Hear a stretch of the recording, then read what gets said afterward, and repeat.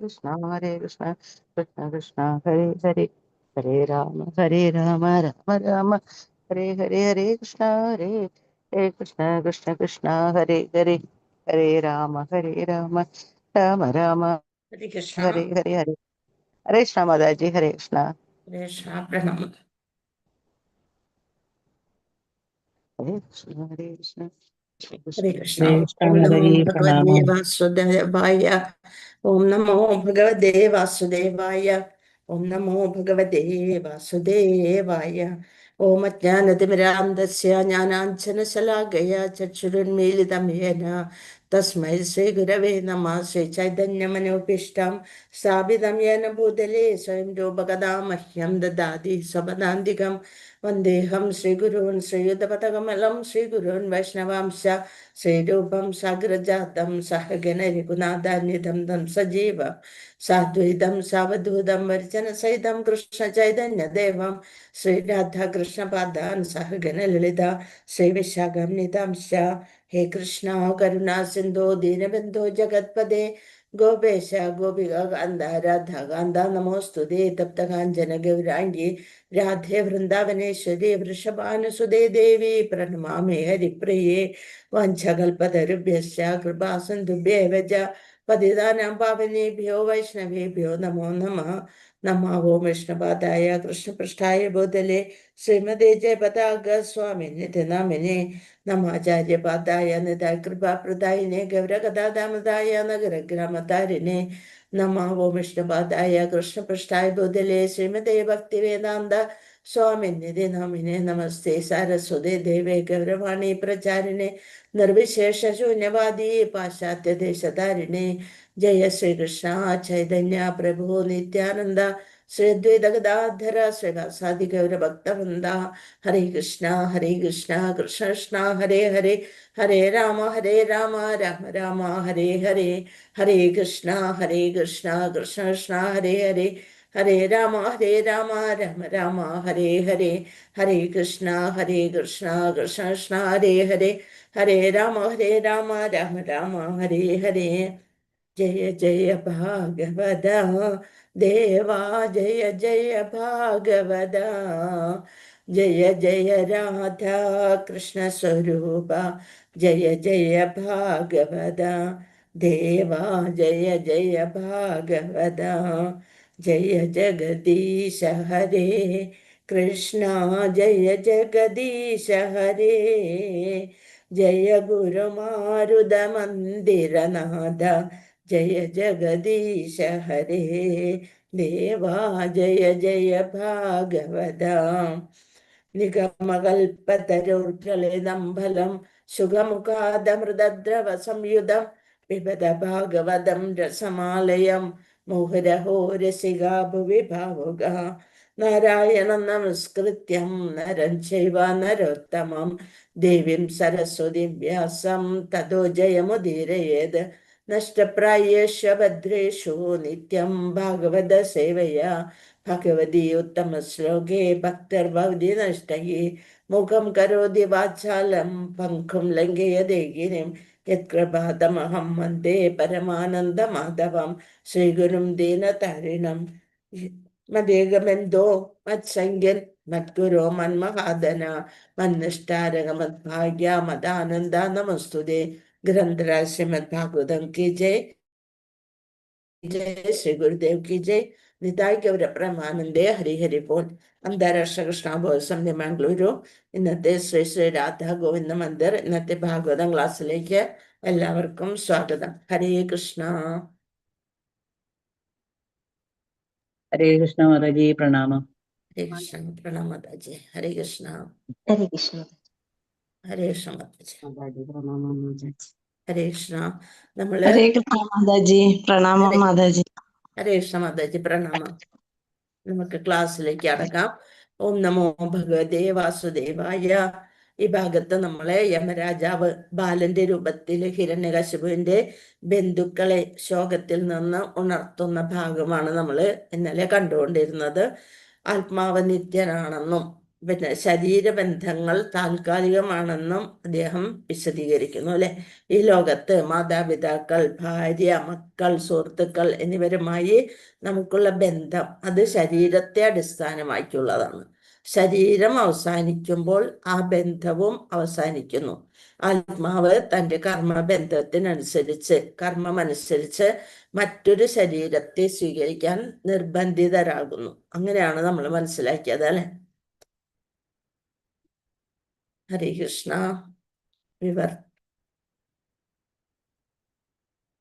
നമ്മൾ ഏത് 37 അല്ലേ? ഹരേ കൃഷ്ണ. 37 എടുക്കാം. ഓക്കെ.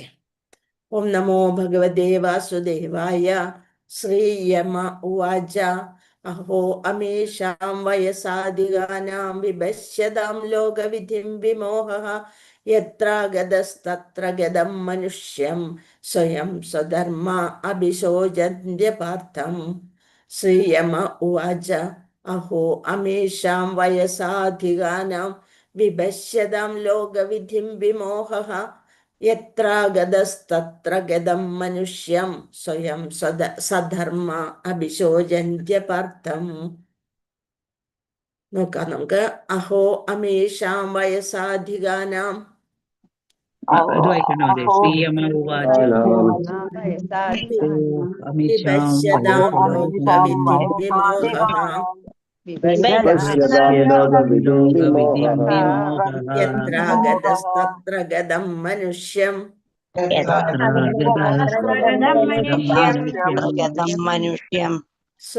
സധർമ്മ അഭിശോചന്ത്യപാർത്ഥം.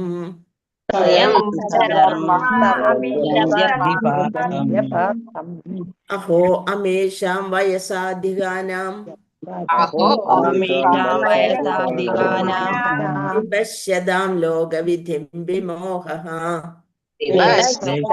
ലോകവിധിം വിമോഹഃ യത്രാഗതസ്തത്ര ഗതം മനുഷ്യം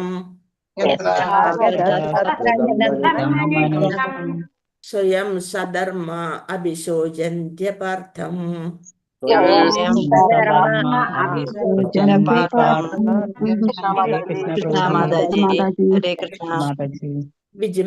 ശ്രീജമാതാജി ഹരേ കൃഷ്ണ വായിച്ചിട്ട് മറ്റുള്ളവരെ കൊണ്ട് വായിപ്പിച്ചു. ഹരേ കൃഷ്ണ മാതാജി. ഹരേ കൃഷ്ണ. ഓം നമോ ഭഗവതേ വാസുദേവായ. ശ്രീയമ ഉവാച അഹോ മനീഷാം വയസാധികാനാം വിപശ്യതാം ലോകവിധിം വിമോഹഃ യത്രാഗതസ്തത്ര ഗതം മനുഷ്യം സ്വയം സ്വധർമ്മ അഭിശോചന്ത്യപാർത്ഥം. ഹരേ കൃഷ്ണ മാതാജി. ഹരേ കൃഷ്ണ. അംബികാകേശിദാസ് മാതാജി. ഹരേ കൃഷ്ണ മാതാജി. ഓം നമോ ഭഗവതേ വാസുദേവായ. ശ്രീയമ ഉവാച അഹോ അമീഷാം വയസാധികാനാം വിപശ്യതാം ലോകവിധിം വിമോഹഃ യത്രാഗതസ്തത്ര ഗതം മനുഷ്യം സ്വയം സധർമ്മ അഭിശോചന്ത്യപാർത്ഥം. ഹരേ കൃഷ്ണ മാതാജി. രാമേന്ദ്ര പ്രഭു ഹരേ കൃഷ്ണ. രാമേന്ദ്ര പ്രഭു ഹരേ കൃഷ്ണ. ഹരേ കൃഷ്ണ. ഹരേ കൃഷ്ണ മാതാജി. ഓം നമോ ഭഗവതേ വാസുദേവായ. ശ്രീയമ ഉവാച അഹോ അമേഷാം വയസാധികാനാം വിപശ്യതാം ലോകവിധിം വിമോഹഃ യത്രാഗതസ്തത്ര ഗതം മനുഷ്യം സ്വയം സധർമ്മ അഭിശോചന്ത്യപാർത്ഥം. ഹരേ കൃഷ്ണ മാതാജി. മാലതീശ മാതാജി. ഹരേ കൃഷ്ണ മാതാജി. കൃഷ്ണ. നമോ ഭഗവതേ വാസുദേവായ. ശ്രീയമ ഉവാച അഹോ അമേഷാം വയസാധികാനാം വിപശ്യതാം ലോകവിധിം വിമോഹഃ യത്രാഗതസ്തത്ര ഗതം മനുഷ്യം സ്വയം സധർമ്മ അഭിശോചന്ത്യപാർത്ഥം. ഹരേ കൃഷ്ണ മാതാജി. വിജയനാണ് മാതാജി. ഹരേ കൃഷ്ണ മാതാജി. ഓം നമോ ഭഗവതേ വാസുദേവായ. ശ്രീയമ ഉവാച അഹോ അമേഷാം വയസാധികാനാം വിപശ്യതാം ലോകവിധിം വിമോഹഃ യത്രാഗതസ്തത്ര ഗതം മനുഷ്യം സ്വയം സധർമ്മ അഭിശോചന്ത്യപാർത്ഥം. ഹരേ കൃഷ്ണ മാതാജി. സീതാ മാതാജി. ഹരേ കൃഷ്ണ. ഹരേ കൃഷ്ണ മാതാജി. ഓം നമോ ഭഗവതേ വാസുദേവായ. മാതാജി സ്ക്രീൻ ഒന്ന് വലുതാക്കാൻ പറ്റുമോ? കിട്ടി. हरे कृष्ण। ओम नमो भगवते वासुदेवाय श्रीयम उवाच अहो अमीषां वयसाधिकानां विपश्यतां लोकविधिं विमोहः यत्र गतस्तत्र गतं मनुष्यं स्वयं सधर्मा अभिशोचन्ते पात्रम्। हरे कृष्ण माताजी। हरे कृष्ण माताजी। हरे कृष्ण माताजी। ओम नमो भगवते वासुदेवाय श्रीयम उवाच अहो अमीषां वयसाधिकानां विपश्यतां लोकविधिं विमोहः यत्रागतस्तत्र गतं मनुष्यं स्वयं स्वधर्मा अभिशोचन्ते पार्थम्। हरे कृष्ण माताजी। पंकजाश्री माताजी। हरे कृष्ण माताजी प्रणाम। कृष्ण। ओम नमो भगवते वासुदेवाय श्रीयम उवाच अहो अमीषां वयसाधिकानां विपश्यतां लोकविधि विमोहः यत्र गतस्तत्र गतं मनुष्यं स्वयं सधर्म अभिशोचन्ति पार्थम्। हरे कृष्ण माताजी। राजी माताजी। माताजी। ओम नमो भगवते वासुदेवाय श्रीयम उवाच अहो वयसाधिकानां विपश्यतां लोकविधिं विमोहः यत्रागतस्तत्र गतं मनुष्यं स्वयं सधर्मा अभिशोचन्ते पार्थम्। हरे कृष्ण माताजी। कृष्ण माताजी। हरे कृष्ण माताजी। ओम नमो भगवते वासुदेवाय श्रीयम उवाच अहो अमीषां वयसाधिकानां विपश्यतां लोकविधिं विमोहः यत्र गतस्तत्र गतं मनुष्यं स्वयं सधर्मा अभिशोचन्ते पार्थम्। हरे कृष्ण। निर्मला माताजी। हरे कृष्ण माताजी। हरे ओम कृष्ण। भगवते वासुदेवाय श्रीयम उवाच अहो अमीषां वयसाधिकानां विपश्यतां लोकविधिं विमोहः यत्र गतस्तत्र गतं मनुष्यं स्वयं सधर्मा अभिशोचन्ते पार्थम्। हरे कृष्ण माताजी। निधाटी माताजी। हरे कृष्ण माताजी। ओम नमो भगवते वासुदेवाय श्रीयम उवाच अहो अमीषां वयसाधिकानां विपश्यतां लोकविधिं विमोहः यत्र गतस्तत्र गतं मनुष्यं स्वयं सधर्मा अभिशोचन्ते पार्थम्। हरे कृष्ण माताजी। शारदाजी नंबूरी माताजी। हरे कृष्ण माताजी। हरे कृष्ण। ओम नमो भगवते वासुदेवाय श्रीयम उवाच अहो अमीषां वयसाधिकानां विपश्यतां लोकविधिं विमोहः यत्रागतस्तत्र गतं मनुष्यं स्वयं सधर्मा अभिशोचन्ते पार्थम्। हरे कृष्ण माताजी। हरे कृष्ण। वरदे माताजी। ഹരേ കൃഷ്ണ മാതാജി. हरे कृष्ण। വായിക്കാൻ പറ്റുന്നില്ല, കിട്ടുന്നില്ല. ശ്രീ ശ്രീ ഓം നമോ ഭഗവതേ വാസുദേവായ ശ്രീയമ ഉവാച അഹോ അമീഷാം വയസാധികാനാം വിപശ്യതാം ലോകവിധിം വിമോഹക യത്ര ഗതം മനുഷ്യം സ്വയം സധർമ്മ അഭിശോചന്തി പാർത്ഥം. ഹരേ കൃഷ്ണ. बिंदु माताजी। हरे कृष्ण माताजी। ओम हरे नमो भगवते वासुदेवाय श्रीमय उवाच अहो अमीषां वयसाधिकानां विपश्यता लोकविधिं विमोहः यत्र गतस्तत्र गतं मनुष्यं स्वयं सधर्मा अभिशोचन्ते पार्थम्। हरे कृष्ण माताजी। माताजी। हरे कृष्ण माताजी। हरे कृष्ण। नमो भगवते वासुदेवाय श्रीयम उवाच अहो अमीषां वयसाधिकानां विपश्यतां लोकविधिं विमोहः यत्रागतस्तत्र गतं मनुष्यं स्वयं सधर्मा अपि शोचन्त्य पार्थम्। हरे कृष्ण माताजी। तनुप्रदे माताजी। हरे कृष्ण माताजी। कृष्ण।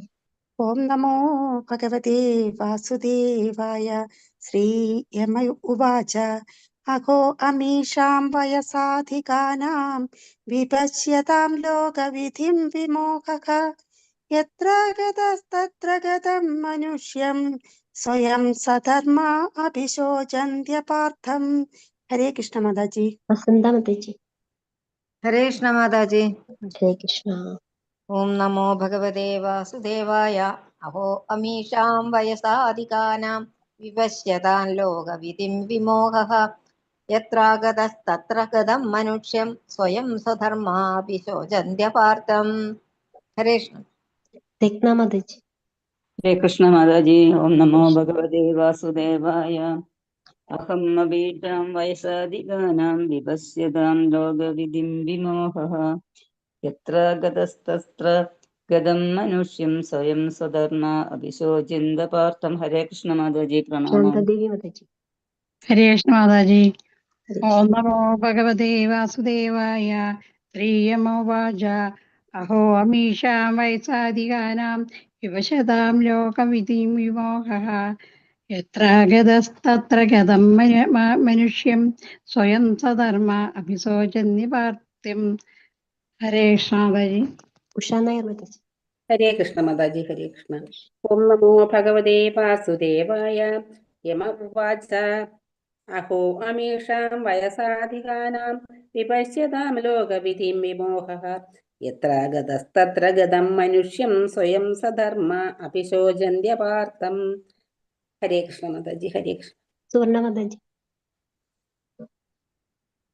സുവർണപ്രഭ മാതാജി. ഹരേ കൃഷ്ണ.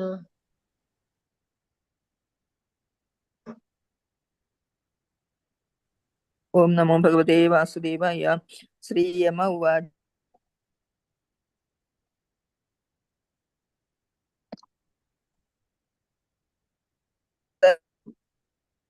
സ്വയം സധർമ്മ അഭിശോചന്യ പാർത്ഥം. ഹരേ കൃഷ്ണ മാതാജി. ശോഭ വിജയ മാതാജി. മാതാജി. ഓം വാസുദേവായ. ശ്രീയമ ഉവാച അഹോ അമീഷാം വയസാധികാനാം വിപശ്യതാം ലോകവിധിം വിമോഹഃ. യത്ര ഗതസ്തത്ര ഗതം മനുഷ്യം സ്വയം സ്വധർമാഭിശോചന്യ അപാർത്ഥം. ഹരേ കൃഷ്ണ മാതാജി. ഹരേ കൃഷ്ണ. Thank you mataji. ഹരേ കൃഷ്ണ. പ്രണാം. ഹരേ കൃഷ്ണ മാതാജി. Thank you mataji. ഹരേ കൃഷ്ണ. ശ്രീയമ ഉവാച അഹോ അമീഷാ വയസാധികാനാം വിപശ്യതാം ലോകവിധിം വിമോഹഃ. യത്ര ഗതസ്തത്ര ഗതം മനുഷ്യം സ്വയം സധർമ്മ അഭിശോചന്ത്യപാർത്ഥം. ശ്രീയമ ഉവാച. ശ്രീയമരാജൻ പറഞ്ഞു, അഹോ ഹാ കഷ്ടം, അമീഷാം ഇവരുടെ, വയസ്സ പ്രായം കൊണ്ട്, അധികാനാം മുതിർന്ന, വിപശ്യതാം എന്നും കാണുന്നു, ലോകവിധിം പ്രകൃതിയുടെ നിയമം, വിമോഹ സംഭ്രമം, യത്ര എവിടെ നിന്ന്, ആഗതഃ വന്നു, തത്ര അവിടെ, ഗതം തിരിച്ചുപോയി, മനുഷ്യം മനുഷ്യൻ, സ്വയം അവൻ തന്നെ, സധർമാഹ പ്രകൃതിയിൽ സാധാരണമാണ്, അഭി എങ്കിലും, ശോചന്തി ദുഃഖിക്കുന്നു, അപാർത്ഥം നിരർത്ഥകമായി. ഹരേ കൃഷ്ണ. വിവർത്തനം ഭാവാർത്ഥം. ശിലപ്രഭുവാദ്. ജയ് ശിലപ്രഭുവാദ്. ശ്രീ യമരാജൻ പറഞ്ഞു, ഹാ കഷ്ടം, ഇതെത്ര വിചിത്രമായിരിക്കുന്നു. നൂറുകണക്കിന് ആയിരക്കണക്കിന് ജീവസത്തുകൾ ജനിക്കുകയും മരിക്കുകയും ചെയ്യുന്നുണ്ടെന്ന കാര്യം എന്നേക്കാൾ പ്രായമുള്ള ഈ വ്യക്തികൾക്ക് അറിവുള്ള കാര്യമാണ്. യമരാജൻ ഒരു ബാലന്റെ രൂപത്തിലാണ് അവിടെ സന്നിഹിതനായത്. എന്നിട്ട് അവരെ ഉപദേശിക്കാൻ ശ്രമിക്കുകയാണ്. അപ്രകാരം തങ്ങളും ഒരു നാൾ മരിക്കുമെന്നവർ മനസ്സിലാക്കേണ്ടതാണ്. അതിനു പകരം അവർ സംഭ്രമിക്കുന്നു. ബദ്ധാത്മാവ് അജ്ഞാതമായ ഒരു സ്ഥലത്ത് നിന്ന് വരികയും മരണാനന്തരം അതേ അജ്ഞാതമായ സ്ഥലത്തേക്ക് മടങ്ങി പോവുകയും ചെയ്യുന്നു. ഭൗതിക പ്രകൃതിയാൽ നടത്തപ്പെടുന്ന ഈ നിയമത്തിന് ഒഴിവുകഴികളൊന്നുമില്ല. ഇതറിയുന്നവരെന്തിന് നിരർത്ഥകമായി ദുഃഖിക്കുന്നു. ഇത് തന്നെ നമ്മള് 2:13 അല്ലെ, ഭഗവത്ഗീത 2:13 പഠിച്ചിട്ടുണ്ട്. അശ്വകോർമ്മയില്ല എല്ലാവർക്കും? ഏതായിരിക്കും? ഏതാണ് ഭഗവത്ഗീത 2:13 ഏറ്റവും പ്രധാനപ്പെട്ടത്? നമ്മൾ ബാല്യത്തിൽ നിന്ന് യൗവനത്തിലേക്കും, യൗവനത്തിൽ നിന്ന് അങ്ങനെ വാർദ്ധക്യത്തിലേക്കും ഒക്കെ ശരീരം മാറുന്നത് പോലെ മരണശേഷവും ആത്മാവ് മറ്റൊരു ശരീരം സ്വീകരിക്കുന്നു. ഇപ്പൊ ഓർമ്മയുണ്ട? പറഞ്ഞോളൂ. ശരിയാണ് മാതാജി. ദേഹിനോസ്മിൻ യഥാ ദേഹേ കൗമാരം യൗവനം ജരാ തഥാ ദേഹാന്തര പ്രാപ്തർ ധീരസ്തത്ര ന മുഹ്യതി. ധീരനായ ഒരാള് അതില് വിഷമിക്കുന്നില്ല. ആരാണ് ധീരൻ? ജീവാത്മാവ്, പരമാത്മാവ്, ഭൗതിക പ്രകൃതി, ആത്മീയ പ്രകൃതി, അതിൻ്റെ വ്യവസ്ഥയെക്കുറിച്ച് പൂർണ്ണമായ അറിവ് ലഭിച്ച ആളെയാണ് ധീരൻ എന്ന് പറയുന്നത്. അങ്ങനെ ധീരനായ ഒരു വ്യക്തി ഇതിലൊന്നും ദുഃഖിക്കുന്നില്ല. ഭാവാർത്ഥത്തിലൂടെ പ്രഭുപാദ എന്താ പറഞ്ഞതെന്ന് നോക്കാം. ഭാവാർത്ഥം ഭഗവത്ഗീത 2:28 ഭഗവാൻ പറയുന്നു, അവ്യക്താദീനി ഭൂതാനി വ്യക്തമധ്യാനി ഭാരത അവ്യക്ത നിധനാനി ഏവ തത്ര കാപരിദേവന. സൃഷ്ടിയിലെ ജീവഗണങ്ങളെല്ലാം ആരംഭത്തിൽ പ്രകടമാകുന്നില്ല, മധ്യത്തിൽ ആവിർഭാവം കൊള്ളുന്നു, നശിക്കുമ്പോൾ വീണ്ടും അവ്യക്തമാകുന്നു. അങ്ങനെ ഇരിക്കെ വ്യസനത്തിന്റെ ആവശ്യമെന്ത് എന്ന് നമ്മൾ ഭഗവത്ഗീത 2:28 പഠിച്ചു കഴിഞ്ഞു. 2 തരം തത്വവാദികളുണ്ട്. ഒരു കൂട്ടർ ആത്മാവിന്റെ അസ്തിത്വത്തിൽ വിശ്വസിക്കുമ്പോൾ മറുകൂട്ടർ അതിൽ വിശ്വസിക്കുന്നില്ല. 2 കൂട്ടർക്കും ദുഃഖിക്കേണ്ട കാര്യമില്ല.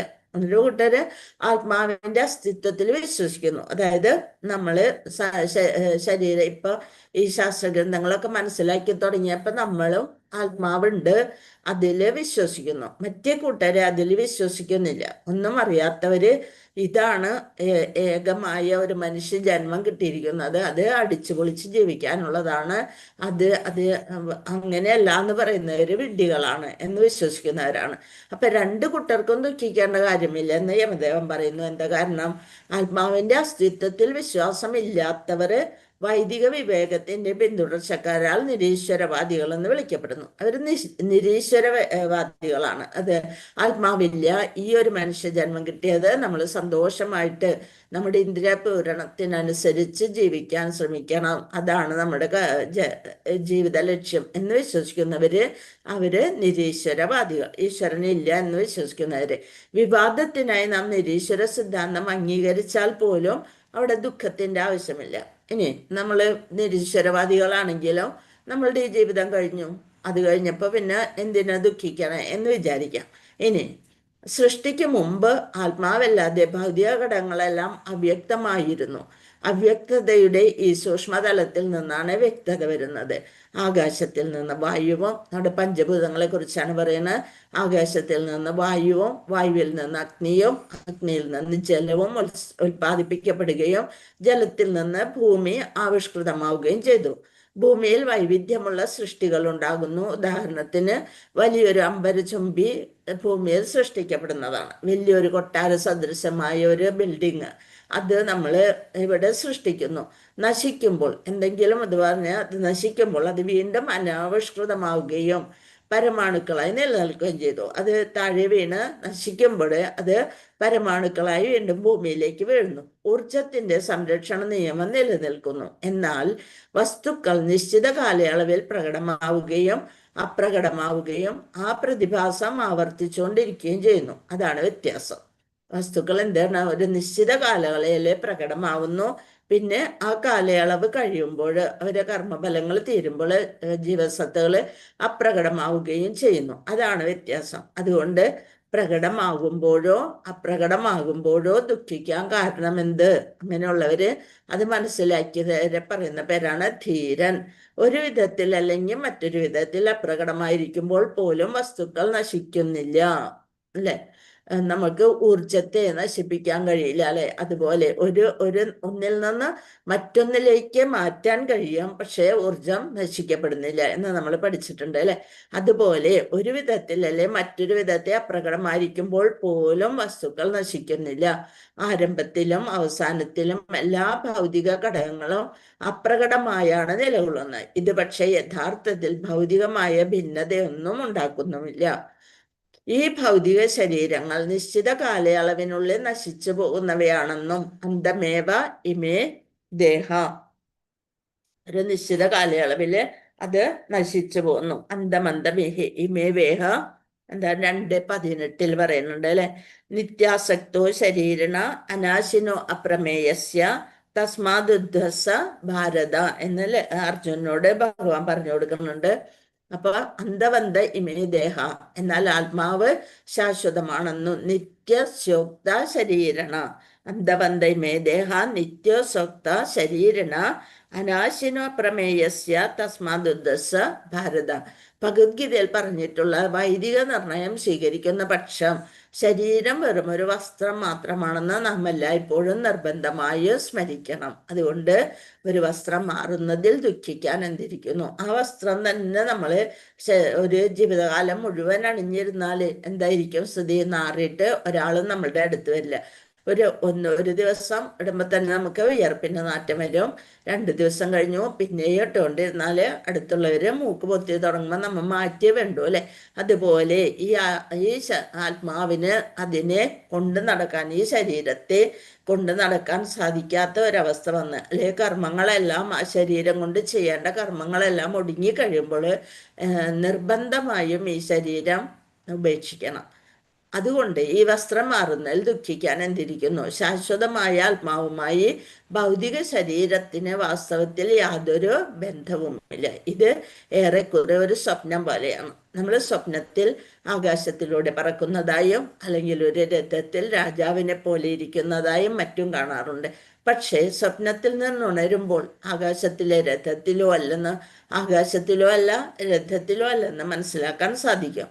വൈദിക വിവേകം ഭൗതിക ശരീരത്തിൻ്റെ അസ്തിത്വരാഹിത്യത്തിൻ്റെ അടിസ്ഥാനത്തിൽ ആത്മസാക്ഷാത്കാരത്തെ പ്രോത്സാഹിപ്പിക്കുന്നു. നമ്മൾക്ക് വൈദിക വിവേകം ലഭിക്കണം. അതിനെന്ത് വേണം?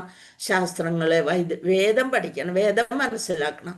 വൈദിക വിവേകം ഭൗതിക ശരീരത്തിൻ്റെ അസ്തിത്വരാഹിത്യം, ഭൗതിക ശരീരത്തിന് അസ്തിത്വമില്ല, അത് നശിക്കാനുള്ളതാണ്, വന്നു പോയ പോലെ. നമ്മൾ പറഞ്ഞു, കുറേ ഉദാഹരണങ്ങൾ ഇതിനു മുമ്പുള്ള ശ്ലോകങ്ങളിൽ പറഞ്ഞു. നമ്മളൊരു സത്രത്തിൽ വന്ന് താമസിക്കുന്നു, അവിടെ നിന്ന് പിരിഞ്ഞു പോകുന്നു.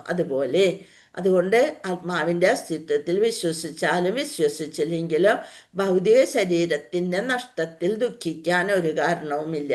നമ്മൾ പോകുമ്പോൾ എന്താണ്, ഇന്നത്തെ ഈ ബലറാമ ക്ഷേത്രത്തിൽ നമ്മൾ കണ്ടതാണ് അല്ലെ. നാമത്തിൻ്റെ മഹാത്മ്യത്തിൽ പറയുമ്പോൾ പറഞ്ഞു, നമ്മൾ ഈ ശരീരം ഉപേക്ഷിക്കുമ്പോൾ നമ്മളുടെ അസൂക്ഷ്മ ശരീരം, മനസ്സ്, അഹങ്കാരം, അങ്ങനെ ഉള്ള അസൂക്ഷ്മ ശരീരം അത് വഹിച്ചുകൊണ്ടാണ് പോകുന്നത്. നമ്മുടെ മനസ്സിലാണെങ്കിൽ ഒരു കുന്നോളം അല്ല, ഒരു പർവ്വതത്തോളം, എവറസ്റ്റ് ഏറ്റവും വലിയ പർവ്വതത്തിനോളം നിറയെ ആഗ്രഹങ്ങളുമായിട്ടാണ് നമ്മൾ ഇരിക്കുന്നത്. അപ്പം ഈ ആഗ്രഹം നടത്തി കൊടുക്കാനായിട്ട് ഭഗവാൻ അതിന് പറ്റിയ ഒരു ശരീരത്തെ നമുക്ക് തിരഞ്ഞെടുക്കുന്നു. നമ്മൾ നിർബന്ധപൂർവം ആ ശരീരത്തിലേക്ക് പോകേണ്ടി വരും. അപ്പം എന്ത് വേണം? നാമജപത്തിലൂടെ നമ്മുടെ ആഗ്രഹങ്ങളെ പരിപൂർണമായി ഭഗവാന് സമർപ്പിച്ച് മനസ്സ് എന്താക്കി വെക്കണം? ചെയ്തോ ദർപ്പണമാർജനം. ആ അഴുക്കുകൾ, അടിഞ്ഞുകൂടിയിരിക്കുന്ന അഴുക്കുകളൊക്കെ മാറ്റാനായിട്ട് ദിവസവും നമ്മൾ നാമം ജപിച്ചുകൊണ്ടേയിരിക്കണം. മഹാഭാരതത്തിൽ ഇങ്ങനെ പറയുന്നു, അദർശനാദിഹായാദ പുനശ്ചാദർശനം ഗത. ഈ പ്രസ്താവന, അതായത് മാതാവിൻ്റെ ഗർഭത്തിലെ ശിശുവിന് ജീവനില്ലെന്നും അത് പദാർത്ഥങ്ങളുടെ ഒരു പിണ്ഡം മാത്രമാണെന്നുമുള്ള നിരീശ്വരരായ ശാസ്ത്രജ്ഞന്മാരുടെ സിദ്ധാന്തത്തെ പിന്തുണയ്ക്കുന്നതാണ് ഈ ഒരു ഇത്. നിരീശ്വരർ ഈ സിദ്ധാന്തം പിന്തുടരുന്ന പക്ഷം സിദ്ധാന്തത്തെ പിന്തുണയ്ക്കുന്നതാണ്. ഈ സിദ്ധാന്തം പിന്തുടരുന്ന പക്ഷം ഗർഭത്തിലെ പദാർത്ഥ പിണ്ഡത്തെ ഒരു ശസ്ത്രക്രിയയിലൂടെ ഛിദ്രം ചെയ്താൽ ഒരു ജീവൻ കൊല്ലപ്പെടുന്നില്ല. അതൊരു മാംസപിണ്ഡമാണ്. അപ്പം അതുകൊണ്ട് നമ്മൾക്ക് പറ്റാത്തതാണ്. അല്ലെന്നുണ്ടെങ്കിൽ എന്തെങ്കിലും ബുദ്ധിമുട്ടുണ്ടെങ്കിൽ അതിനെ ശസ്ത്രക്രിയയിലൂടെ ഛിദ്രം ചെയ്താൽ ഒരു ജീവൻ കൊല്ലപ്പെടുന്നില്ല. പക്ഷെ ശിശുവിൻ്റെ ശരീരം ഒരു മുഴ പോലെയാണ് എന്നൊക്കെയാണ് അവർ പറയുക. ഒരു മുഴ ശസ്ത്രക്രിയയുടെയും കാര്യത്തിൽ ശസ്ത്രക്രിയ നടത്തി ഇല്ലാതാക്കുന്നത് പാപമാകുന്നില്ല. രാജാവിൻ്റെയും രാജ്ഞിമാരുടെയും കാര്യത്തിൽ ഇതേ വാദം മുന്നോട്ട് വയ്ക്കാവുന്നതാണ്. രാജാവിൻ്റെ ശരീരം അപ്രകടമായ ഒരു സ്രോതസ്സിൽ നിന്നാണ് പ്രകടമായതിൽ നിന്ന് വീണ്ടും അപ്രകടമാവുകയും ചെയ്യുന്നു. നമ്മൾ വിചാരിച്ചിട്ടല്ല നമുക്കൊരു ശരീരം ലഭിക്കുന്നത്. ഏതോ ഒരു സ്രോതസ്സിൽ നിന്ന് അപ്രകടമായി അത് വന്നു. നമ്മുടെ മാതാപിതാക്കളെ നമ്മളെല്ലാം സ്വീകരിക്കുന്നത് അത് നമ്മൾ നിർബന്ധിതമായ ഒരു ശരീരം സ്വീകരിക്കുന്നു. അതുകൊണ്ട് പ്രകടമായതിൽ നിന്ന് വീണ്ടും അപ്രകടമാവുകയും ചെയ്യുന്നു. ആവിഷ്കാരത്തിന് മധ്യതലത്തിൽ മാത്രമേ അസ്തിത്വമുള്ളൂ. ഇവിടെ വന്ന് താമസിക്കുന്ന ആ കാലയളവ് നമ്മുടെ കർമ്മത്തിനനുസരിച്ച് നമ്മുടെ കർമ്മബന്ധം ഒഴിയുമ്പോൾ ദേഹി പോകുന്നു. അപ്രകടമായിരിക്കുന്ന രണ്ടവസ്ഥകൾക്കിടയിൽ എന്നതിനാൽ മധ്യതലത്തിൽ മാത്രം പ്രകടമായ ശരീരത്തിന് വേണ്ടി ഒരുവൻ എന്തിന് വിലപിക്കണം എന്നാണ് യമരാജാവ് രാജ്ഞിമാരോട് ചോദിച്ചത്. ശ്ലോകം 38 നോക്കാം നമുക്ക്. അഹോ വയം ധന്യതമായതത്ര त्यक्ता पितृभ्यां न विचिन्तयामः अभक्ष्यमाणाम् अबलावृगादिभिः सरक्षिता रक्षति यो हि गर्भे अहो वयं धन्यतमा यदत्र त्यक्त्वा पितृभ्यां न विचिन्तयामः अभक्ष्यमाणा अबलावृगादिभिः सरक्षिता रक्षति यो हि गर्भे ഗീതമാതാജി വായിച്ചോളൂ. ഹരേ കൃഷ്ണ മാതാജി. ഓം നമോ ഭഗവതേ വാസുദേവായ. അഹോ വയം ധന്യതമോ യദത്ര त्यक्ता पितृभ्यां न विचिन्तयामः अभक्ष्यमाणा बलावृकादिभिः सरक्षिता रक्षति यो हि गर्भे. हरे कृष्ण माताजी. Thank Hare you, Krishna Mataji. Mataji. വായിച്ചോളൂ അഹോ മാതാജി. ഓം നമോ ഭഗവതേ വാസുദേവായ. അഹോ വയം ധന്യതമായ തത്ര त्यक्ता പിതൃഭ്യാം ന വിചിന്തയാമഃ അഭക്ഷ്യമാണ അബലാവൃകാദിഭിः സരക്ഷിതാ രക്ഷതി യോ ഹി ഗർഭേ. Hare Thank Krishna you, mataji. ഹരേ കൃഷ്ണ. അഹോ കഷ്ടം, വയം നമ്മൾ, ധന്യ തമാഹ ഏറ്റവും ഭാഗ്യമുള്ളവർ. യത് എന്തുകൊണ്ടെന്നാൽ അത്ര ഈ നിമിഷം त्यക്ത ഉപേക്ഷിക്കപ്പെട്ട പിതൃഭ്യാം പിതാവിനാലും മാതാവിനാലും ന ഇല്ല വിചിന്തയാമഹ വിഷമിക്കുക അഭക്ഷ്യമാണ് ഭക്ഷിക്കാത്തതിനാൽ അബല ദുർബലം വൃഗ ആദിഭിഹി കടുവകളും മറ്റ് ക്രൂരമൃഗങ്ങളാൽ സഹ അദ്ദേഹം ഭഗവാൻ രക്ഷിക്കും രക്ഷതി രക്ഷിച്ചു യ ആര് ഹി തീർച്ചയായും ഗർഭത്തിൽ. വിവർത്തനം ഭാവാർത്ഥം ശ്രീല പ്രഭുപാദ് ജയ് ശ്രീല പ്രഭുപാദ്. ഈ മുതിർന്ന സ്ത്രീകൾക്ക് ഞങ്ങൾക്കുള്ളത്ര ജീവിത ബോധമില്ലെന്നത് അത്ഭുതകരമായിരിക്കുന്നു. ഒരു കുട്ടിയുടെ ബാലന്റെ രൂപത്തിലാണ് യമരാജാൻ അങ്ങോട്ടേക്ക് വന്നത്. ബാലനെ എവിടെയും പ്രവേശിക്കാനുള്ള അർഹതയുണ്ട്, അതുപോലെ ആരും തടയില്ല. അതുപോലെ തന്നെ വലിയ വലിയ തത്വങ്ങൾ പറയുമ്പോൾ എല്ലാവരും അന്തം വിട്ട് അത് കേട്ടിരിക്കാനും ഒരു ആകാംക്ഷയോടെ കേട്ടിരിക്കാം. അതുകൊണ്ടാണ് യമരാജൻ ഒരു ബാലന്റെ രൂപത്തിൽ അവിടേക്ക് വന്നത്. മുതിർന്നവർ പറയുമ്പോൾ നിങ്ങൾക്ക് അതൊക്കെ പറയാൻ ഞങ്ങൾക്ക് അല്ലേ പോയത് എന്ന് പറഞ്ഞാൽ നമ്മൾ വീണ്ടും അതിനെ കെട്ടിപ്പിടിച്ച് കരഞ്ഞുകൊണ്ടിരിക്കും. പക്ഷെ ഒരു കുട്ടി വന്ന് പറയുമ്പോൾ അത് അതിൻ്റെതായ അത്രയും തത്വം അറിഞ്ഞിരിക്കുന്ന കുട്ടിയാണല്ലോ എന്ന് കരുതി നമ്മൾ അയ്യോ ഒരു കൊച്ചുകുട്ടി പറയുന്നത് കേട്ടെ എന്ന് പറഞ്ഞാൽ അത് ശ്രദ്ധിക്കാൻ നോക്കും. അതുകൊണ്ട് യമരാജൻ ഒരു ബാലന്റെ രൂപത്തിൽ വന്നു. ഈ മുതിർന്ന സ്ത്രീകൾക്ക് ഞങ്ങൾക്കുള്ളത്ര, ഈ കൊച്ചു ബാലനുള്ളത്ര ജീവിത ബോധമില്ലെന്നത് അത്ഭുതകരമായിരിക്കുന്നു. എനിക്ക് പോലും മനസ്സിലായി ഇതൊക്കെ എങ്ങനെയൊക്കെ സംഭവിക്കും. നമ്മള് ശരീരമല്ല ആത്മാവാണ്. ഈ ശരീരം കുറച്ച് നാൾ കഴിയുമ്പോൾ നശിച്ചു പോകും. ഇതൊക്കെ നമ്മൾക്ക് തന്നെ അറിയാലോ, പിന്നെന്താ നിങ്ങൾ ഇത്രയും മുതിർന്നിട്ട് അതൊന്നും മനസ്സിലാക്കാത്തത് എന്ന ഒരു അവകാശബോധത്തോടെയാണ് യമരാജൻ പറഞ്ഞത്. അതായത് എനിക്കിതറിയാലോ, നിങ്ങൾക്ക് എന്താ അറിയാത്തത് എന്ന് ചോദിക്കുമ്പോൾ നമ്മൾ വിചാരിക്കും ചേട്ടാ നമ്മള് ശരിയാണല്ലോ, ഈ കൊച്ചുകുട്ടിക്ക് പോലും അറിയുന്ന കാര്യം നമ്മൾക്ക് അറിയില്ലേ എന്ന് വിചാരിച്ച് നമ്മളത് ശ്രദ്ധിക്കാൻ നോക്കും. തീർച്ചയായും ഞങ്ങൾ അങ്ങേയറ്റം ഭാഗ്യമുള്ളവരാണ്. എന്തുകൊണ്ടെന്നാൽ കുട്ടികളും മാതാപിതാക്കളുടെ സംരക്ഷണമില്ലാതെ ജീവിതത്തെ സമരം ചെയ്യാൻ ഉപേക്ഷിക്കപ്പെട്ടവരും ദുർബലരും ആണെങ്കിൽ പോലും ഞങ്ങൾ ആരാലും ജയിക്കപ്പെടുകയോ ക്രൂര മൃഗങ്ങളെ രക്ഷിക്കപ്പെടുകയോ ചെയ്തില്ല. മാതാവിന്റെ ഗർഭത്തിൽ പോലും ഞങ്ങളെ സംരക്ഷിച്ച പരമദിവ്യോത്തമ പുരുഷനായ ഭഗവാൻ ഞങ്ങളെ എല്ലായിടത്തും സംരക്ഷിക്കുമെന്ന ദൃഢവിശ്വാസം ഞങ്ങൾക്കുണ്ട്. ഞാനിപ്പോൾ ഇത്രയും വഴി വന്നു, ഒരു ക്രൂരമൃഗങ്ങളും എന്നെ ഉപദ്രവിച്ചില്ല, ഗർഭത്തിൽ പോലും എന്നെ ഞങ്ങളെ സംരക്ഷിച്ചു. അങ്ങനെ സംരക്ഷിക്കുന്ന പരമദിവ്യോത്തമ പുരുഷനായ ഭഗവാൻ ഞങ്ങളെ എല്ലായിടത്തും സംരക്ഷിക്കുമെന്ന ദൃഢവിശ്വാസം ഞങ്ങൾക്കുണ്ട്. നിങ്ങൾക്ക് അതുപോലും അറിയില്ലേ എന്നുള്ളൊരു വാദമാണ് യമരാജ മുന്നോട്ട് വെച്ചത്. ഭാവാർത്ഥം ശ്രീല പ്രഭുപാദ് ജയ് ശ്രീല പ്രഭുപാദ്. ഭഗവത്ഗീത 18:61 പറയുന്നുണ്ട്, ഈശ്വര സർവഭൂതാനാം ഹൃദ്ദേശേ അർജുന തിഷ്ഠതി. ഈശ്വര സർവഭൂതാനാം എല്ലാ ഭൂതങ്ങളിലെയും ഭഗവാൻ സൃഷ്ടിച്ച എല്ലാ ജീവസത്തകളിലെയും, അത് ചലമായാലും അചലമായാലും അങ്ങനെയുള്ള എല്ലാവരുടെയും ഹൃദ്ദേശേ മനസ്സിൽ അർജുന തിഷ്ഠതി അവിടെ ഇരിക്കുന്ന ഭഗവാൻ എല്ലാവരുടെയും ഹൃദയത്തിൽ സന്നിഹിതനാണ്. 3 ഭാവത്തിൽ നമുക്ക് ഭഗവാനെ സാക്ഷാത്കരിക്കാൻ പറ്റും. ഏതൊക്കെയാണത്?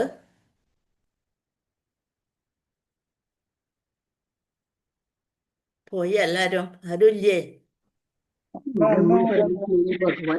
ഹരേ കൃഷ്ണ. ഹരേ കൃഷ്ണ. ഏതാണ്? ഉറക്കെ പറയേ, ശരിയാണ്.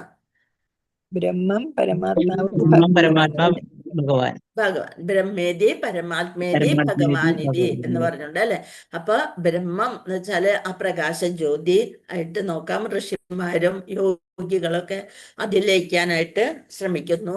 പരമാത്മാവായിട്ട് എല്ലാ സർവഭൂതാനം ഈശ്വര സർവഭൂതാന ഹൃദ്ദേശ അർജുന തിഷ്ഠതി. പരമാത്മാവായിട്ട് നമ്മുടെ മനസ്സില് അല്ലെ എല്ലാ ഭൂതങ്ങളുടെയും എല്ലാ ജീവജാലങ്ങളുടെയും ഹൃദയത്തില് വസിക്കുന്നു. അപ്പൊ ഭഗവാന് നമ്മള് ഒന്ന് ചിന്തിച്ചാൽ മതി, ആ ചിന്തയും ഭഗവാന് മനസ്സിലാക്കാൻ സാധിക്കും. അപ്പോൾ നമ്മളുടെ മനസ്സിൽ നമ്മൾക്ക് ഒരു പറയും, അങ്ങനെയല്ല ചെയ്യേണ്ടത്, ഇങ്ങനെ ചെയ്യായിരുന്നില്ലേ എന്ന് ചോദിച്ചുകൊണ്ട് ഒരു ഉൾവിളി, അതിനെയാണ് നമ്മൾ ഉൾവിളി എന്ന് പറയുന്നത്. അത് നമ്മൾ ജപിച്ചുകൊണ്ട് ആ പരമാത്മാവിനുമായിട്ടൊരു കണക്ഷൻ വന്നു കഴിയുമ്പോൾ നമ്മൾക്ക് ശരിയായൊരു നിർദ്ദേശം പരമാത്മാവ് നൽകിക്കുന്നു. അപ്പൊ അതിനാൽ ഭഗവാന് ക്രമീകരിക്കുന്ന ജനന മരണങ്ങളിൽ ആരും ദുഃഖിക്കേണ്ടതില്ല. ഭഗവാനാണ് നമ്മളുടെ കർമ്മത്തിനനുസരിച്ച്, നമ്മുടെ ചിന്തയ്ക്കനുസരിച്ച്, നമ്മുടെ മനസ്സിന്റെ ആഗ്രഹത്തിനനുസരിച്ച് ഒരു ശരീരം തരുന്നതും അത് സംഹരിക്കുന്നതും. അപ്പൊ അതുകൊണ്ട് ഭഗവാനാൽ ക്രമീകരിച്ച് ചെയ്യണം. ഇത്ര ശ്വാസം കഴിഞ്ഞാൽ നമ്മുടെ ശരീരം നശിക്കും. അത് ജനന മരണങ്ങളിൽ ആരും ദുഃഖിക്കേണ്ടതില്ല. ഭഗവത്ഗീതയിൽ 15:15 കൃഷ്ണൻ പറയുന്നു അല്ലെ, സർവസ്യ ചാഹം ഹൃദയ സന്നിവിഷ്ടോ മത്ത സ്മൃതിജ്ഞാനമബോഹനം ച വേദൈശ്ച സർവൈരഹമേവ വേദ്യോ വേദാന്ത വേദവിദേവ ചാഹം അല്ലെ പറയുന്നില്ലേ. ഭഗവത്ഗീത 15:15 എന്താ പറയണ? സർവസ്യ ചാഹം ഹൃദയ സന്നിവിഷ്ടോ മത്ത സ്മൃതിർ ജ്ഞാനം അബോഹനം ച. ഞാൻ എല്ലാവരുടെയും ഹൃദയത്തിൽ സ്ഥിതി ചെയ്യുന്നു. എന്തിനാണ്? സ്മൃതി വിസ്മൃതി. നമ്മൾക്ക് എപ്പോഴും പറയുമല്ലേ, പരീക്ഷയൊക്കെ വരുമ്പോൾ ശ്ലോകം ഒന്നും ഓർമ്മയില്ല മാതാജി എന്ന് പറയും. ഭക്തിശാസ്ത്ര ക്ലാസ്സിൽ എല്ലാവരും പറയുന്ന ഒരു കംപ്ലൈന്റ് ആണ്, ശ്ലോകമൊക്കെ പഠിക്കുന്നുണ്ട് മാതാജി ഒന്നും ഓർമ്മയില്ല. ആ ഓർമ്മയും അതേപോലെ മറവിയും എല്ലാം തരുന്നത് ഭഗവാൻ തന്നെയാണ്. കുറെ കാര്യങ്ങൾ നമ്മൾ ഓർമ്മിക്കാനായിട്ട് സഹായിക്കും, കുറെ കാര്യങ്ങൾ മറക്കാൻ സഹായിക്കും. നമ്മുടെ മുന്നിലുള്ള അച്ഛനും അമ്മയും നമ്മുടെ ബന്ധുമിത്രാദികള് പിതൃക്കള് ഇവരൊക്കെ നമ്മളെ വിട്ടുപോയി. അപ്പൊ വിട്ടുപോകുമ്പോൾ കുറച്ച് നാള് നമ്മൾ അതിൽ എന്തായാലും വിഷമിക്കും. പിന്നെ ഭഗവാൻ തന്നെ നമുക്കൊരു മറവി തരും. അവരുടെ കർമ്മം അനുസരിച്ച് പോയി എന്നുള്ളൊരു മറവി തന്നുകൊണ്ട്, അതാണ് വിസ്മൃതി. അല്ലെങ്കിൽ ആരെങ്കിലും നമ്മളെ എന്തെങ്കിലും പറഞ്ഞ് ദ്രോഹിച്ചു, അതിപ്പോ വിട്ട് കളയണം അല്ലെ. നമ്മള് അതും പേറി നടക്കുമ്പോൾ എന്താവും? നമ്മള് താഴേക്ക് പോവുകയാണ് ചെയ്യണത്. ഒരു മുനിമാരുടെ കഥ പറഞ്ഞ പോലെ അവര് നദി കടക്കാനായിട്ട് വന്ന് നിൽക്കുമ്പോൾ എന്ത് വരും? 2 പേര് സന്യാസിമാരാണ്. അപ്പൊ ഋഷിവര്യന്മാരെ തുല്യമാണ് സന്യാസി, ബ്രഹ്മചാരികളാണ്. അപ്പൊ ഒരു സ്ത്രീ, അപ്പൊ നദിയില് നല്ല ഒഴുക്കുണ്ട്, അപ്പുറത്തേക്ക് കടക്കണം. അപ്പൊ ഒരു സ്ത്രീക്കും അപ്പുറത്തേക്ക് കടക്കണം. അത് അപ്പുറം ചെന്നിട്ട് വേണം അതിന്റെ വീട്ടിലേക്ക് എത്താനായിട്ട്. അപ്പൊ വിഷമിച്ചുകൊണ്ട് നിൽക്കുമ്പോ അതിലൊരു ബ്രഹ്മചാരി പറയും, ഭവതി എൻ്റെ തോളിൽ കയറിയിരുന്നോളൂ, ഞാൻ കടത്തി തരാം എന്ന് പറഞ്ഞുകൊണ്ട് അങ്ങോട്ട് കടത്തി കൊടുക്കും. അപ്പൊ മറ്റേ ബ്രഹ്മചാരിക്ക് ഇത് ഒട്ടും അങ്ങോട്ട് ഉൾക്കൊള്ളാനാവില്ല. ബ്രഹ്മചാരിയാണ്, സ്ത്രീകളെ സ്പർശിക്കാൻ പാടില്ല, അങ്ങനെയൊക്കെ അവർക്ക് നിയമങ്ങളുണ്ട് അല്ലെ. അങ്ങനെ അപ്പുറം വന്നിട്ട് ഭവതി പോയിക്കോളൂ എന്ന് പറഞ്ഞ് താഴെ ഇറക്കി അതിന് വിടും.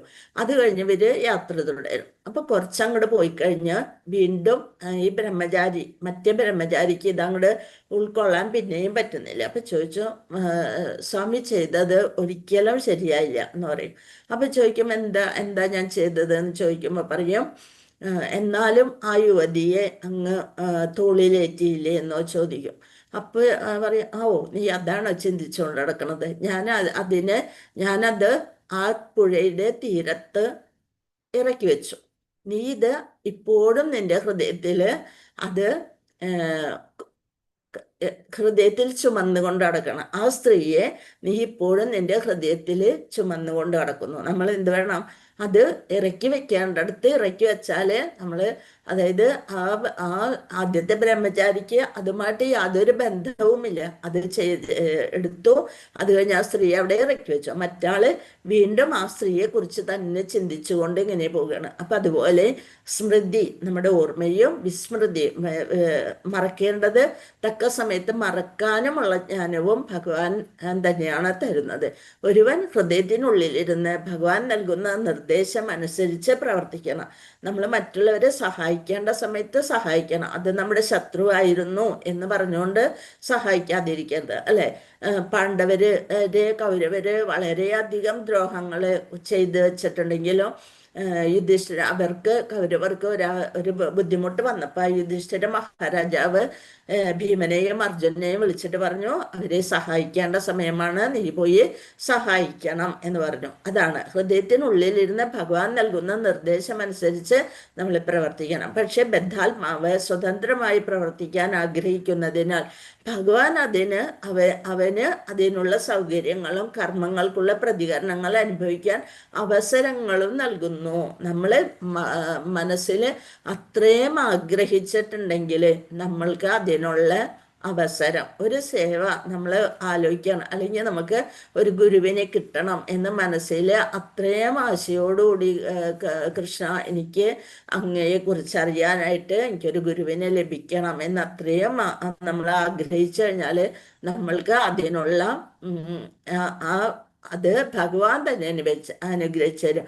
ഇപ്പൊ പരീക്ഷിത മഹാരാജാവ് 7 ദിവസം മാത്രമുള്ളൂ എന്ന് പറഞ്ഞ് അവിടെ വന്നിരുന്നപ്പോൾ അതിന് തക്ക അനുയോജ്യം മറ്റ് ഋഷികളും എല്ലാവരും ഉണ്ടായിരുന്നു. പക്ഷെ അതിനേക്കാൾ യോഗ്യതയുള്ള ഒരു ഋഷിയെ, അതായത് ശുകദേവ ഗോസ്വാമിയെ ഭഗവാൻ അവിടെ എത്തിച്ചു. എല്ലാവർക്കും നമ്മൾക്കും വേണ്ടി അനുഗ്രഹത്തിനായി, ഈ ഭാഗവതം കേൾക്കാനുള്ള അനുഗ്രഹത്തിന് വേണ്ടിയിട്ട് ഭഗവാൻ അവിടെ ശുകദേവ ഗോസ്വാമിയെ എത്തിച്ചു. അപ്പൊ നമുക്ക് കർമ്മങ്ങൾക്കുള്ള പ്രതികരണങ്ങൾ അനുഭവിക്കാൻ അവസരങ്ങളും നൽകുന്നു. ഭഗവാൻ പറയുന്നു, സർവധർമാൻ പരിത്യജ്യ മാമേകം ശരണം വ്രജ.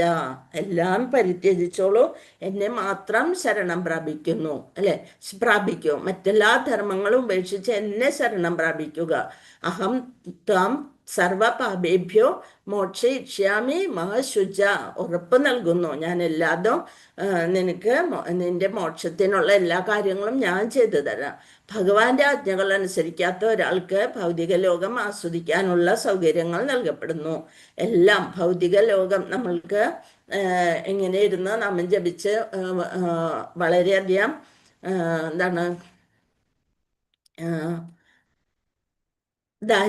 ദാരിദ്ര്യം ഒന്നും അനുഭവിക്കാനായിട്ട് ഭഗവാൻ അവസരം തരില്ല.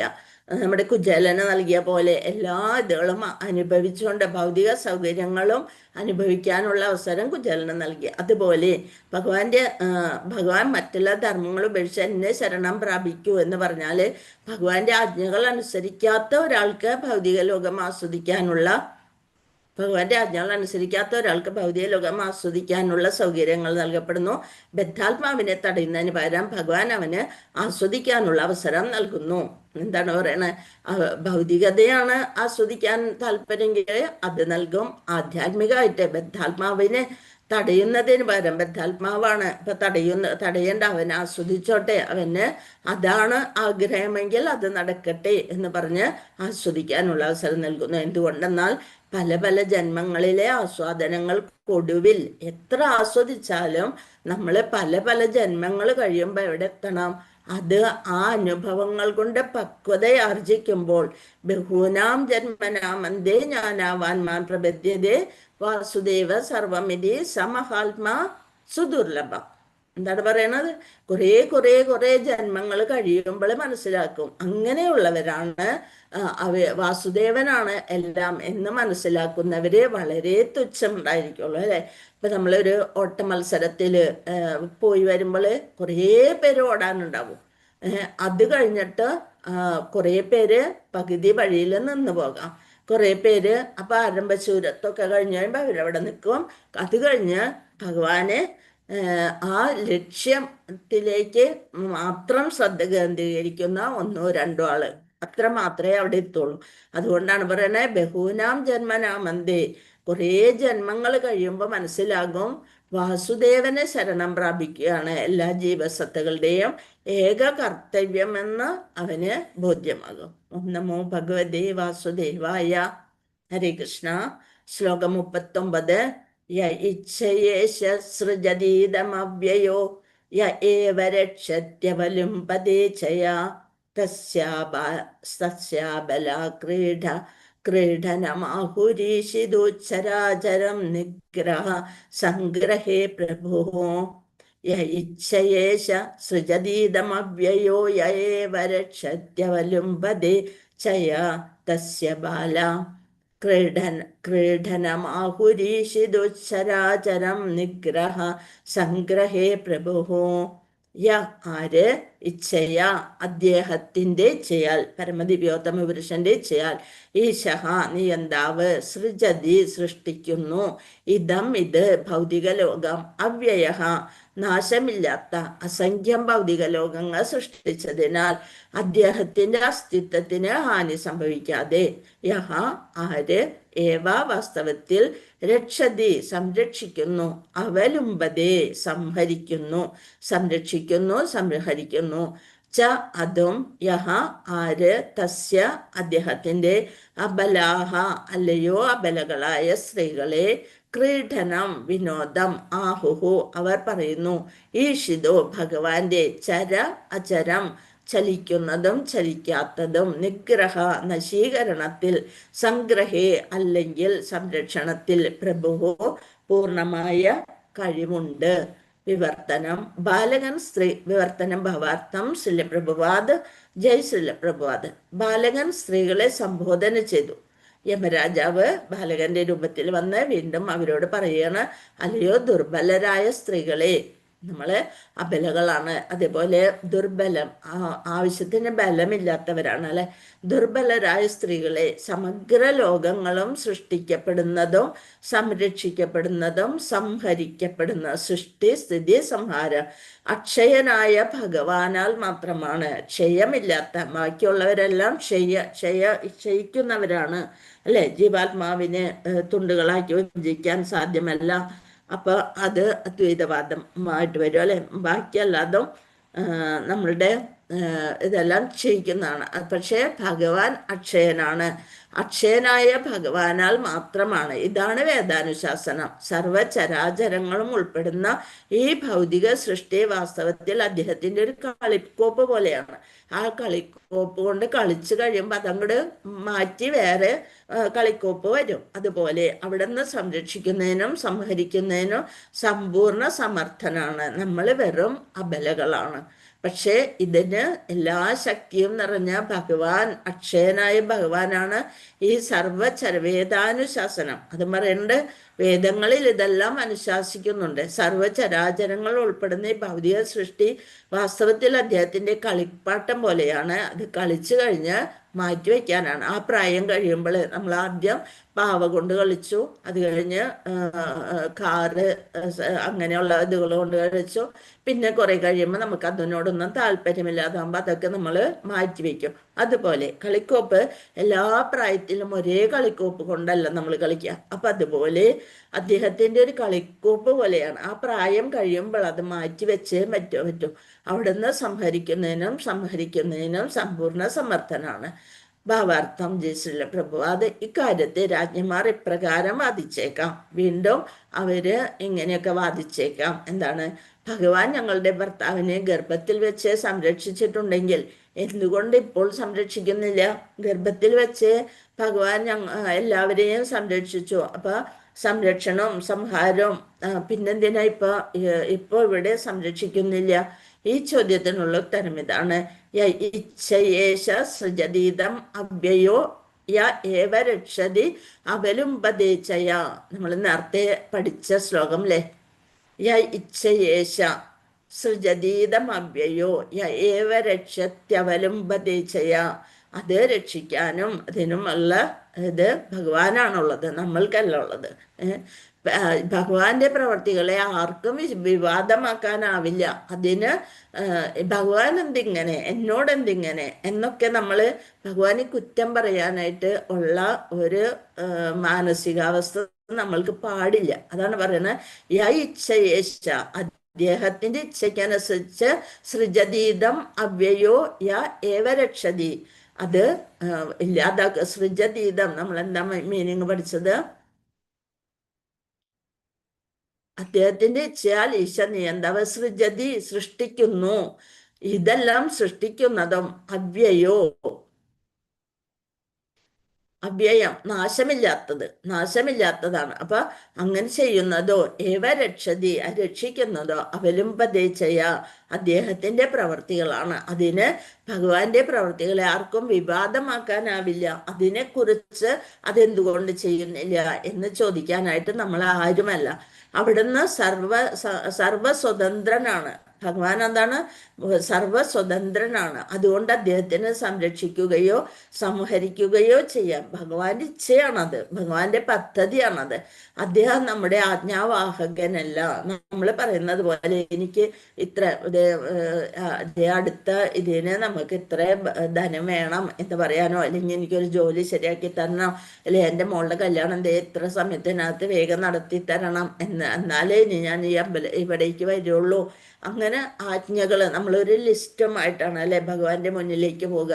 ആ ലിസ്റ്റിലുള്ളത് ഒരേ സമയം ഓരോ ലിസ്റ്റ് ഒരെണ്ണം കിട്ടിക്കഴിഞ്ഞാൽ അത് ടിക്കിടും. എന്നിട്ട് അടുത്ത ആഗ്രഹമായിട്ട് നമ്മൾ വീണ്ടും പോകും.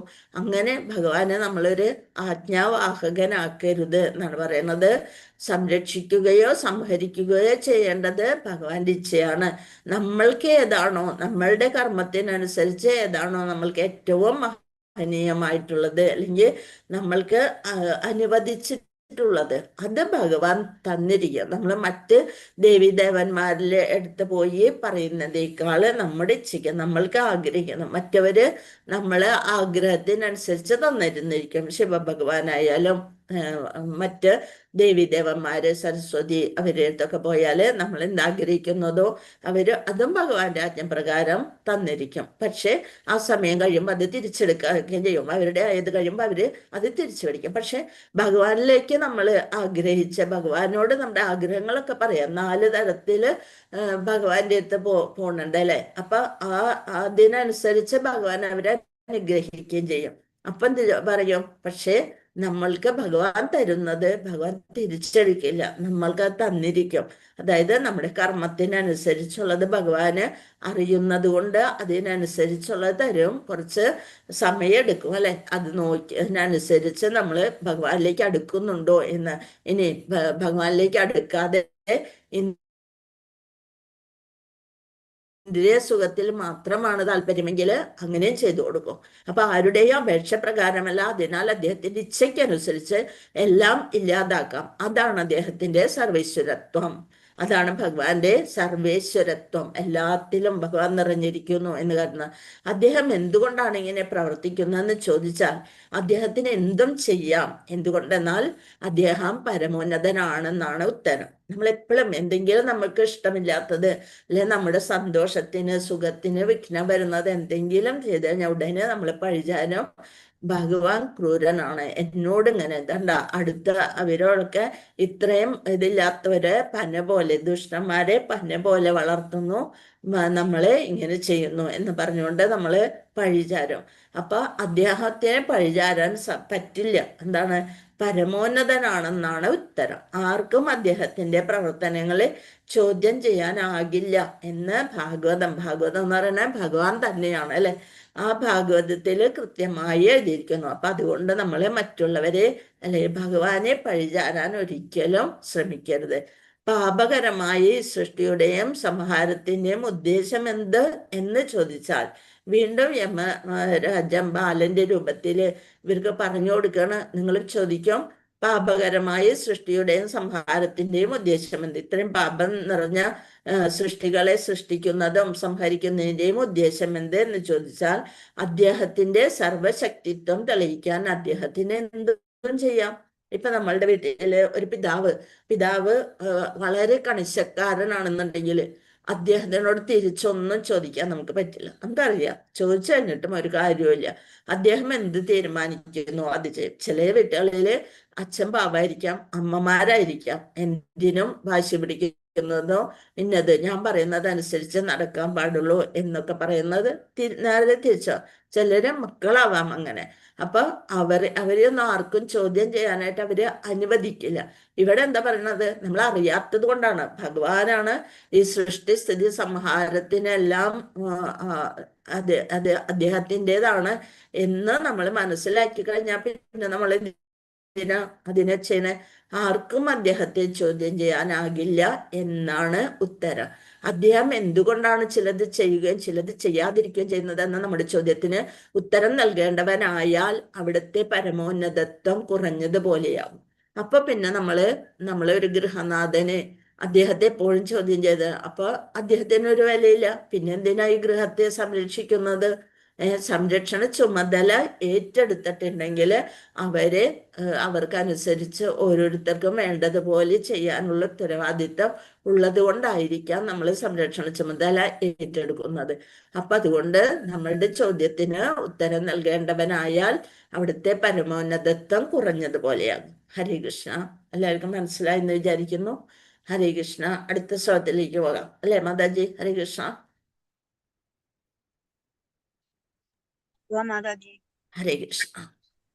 പതീച്യുതം തിഷ്ഠതി ദിഷ്ടരക്ഷിതം ഗൃഹേ സ്ഥിതം തദ്വിഹതം വിനശ്യതി ജീവത്യനാഥോ അഭി തദീക്ഷിതോ വനേ ഗൃഹേ ഗുപ്തോ അസ്യ ഹതോ ന ജീവതി. പതീച്യുതം തിഷ്ഠതി ദിഷ്ടരക്ഷിതം ഗൃഹേ സ്ഥിതം തദ്വിഹതം വിനശ്യതി ജീവത്യനാഥോ അഭി തദീക്ഷിതോ വനേ ഗൃഹേ ഗുപ്തോ അസ്യ ഹതോ ന ജീവതി. പഥി പൊതുനഗരത്തിൽ, ച്യുതം എന്തെങ്കിലും നഷ്ടപ്പെട്ടാൽ, തിഷ്ഠതി അത് തുടരും, ദിഷ്ടരക്ഷിതം ഈശ്വരേച്ഛയാൽ സംരക്ഷിക്കപ്പെട്ട്, ഗൃഹത്തിൽ സ്ഥിതി ചെയ്യുന്നുവെങ്കിലും തദ്വിഹതം ഈശ്വരേച്ഛയാൽ പ്രഹരമുണ്ടാവുമ്പോൾ വിനശ്യതി അത് നശിക്കുന്നു. ജീവതി ജീവനോടെ നിലനിൽക്കുന്നു. അനാഥ അഭി സംരക്ഷകനില്ലെങ്കിൽ പോലും തത് ഈക്ഷിത ഭഗവാനാൽ സംരക്ഷിക്കപ്പെടുന്നു. വനേ വനത്തിൽ, ഗൃഹേ ഗൃഹത്തിൽ, അഭിഗുപ്ത നന്നെ ഗോപ്യമാക്കി സംരക്ഷിക്കുന്നു. അസ്യ ഈ ഒരുവന്റെ, ഹതഹ സ്തംഭിച്ചു, ന അല്ല, ജീവതി ജീവിക്കുന്നു. വിവർത്തനം ഭാവാർത്ഥം ശ്രീലപ്രഭുപാദ്. ജയ് ശ്രീലപ്രഭുപാദ്. ചിലപ്പോൾ എല്ലാവർക്കും കാണാൻ കഴിയുന്ന പൊതുവീതിയിൽ ഒരാളുടെ പണം നഷ്ടപ്പെട്ടാലോ ഈശ്വരേച്ഛയാൽ അത് ആരുടെയും ദൃഷ്ടിയിൽപ്പെടാതെ സംരക്ഷിക്കപ്പെടുന്നു. ചിലപ്പോൾ പലരും കുറേ ആളുകൾ അവിടെ നിന്ന് അതിലേ നടന്നു പോയിട്ടുണ്ടാവും. പൊതുവീതിയാണ്. എന്നിട്ടും ആരുടെ കണ്ണിലും പെടാതെ അതവിടെ സംരക്ഷിക്കപ്പെടുന്നു. എന്താ കാരണം?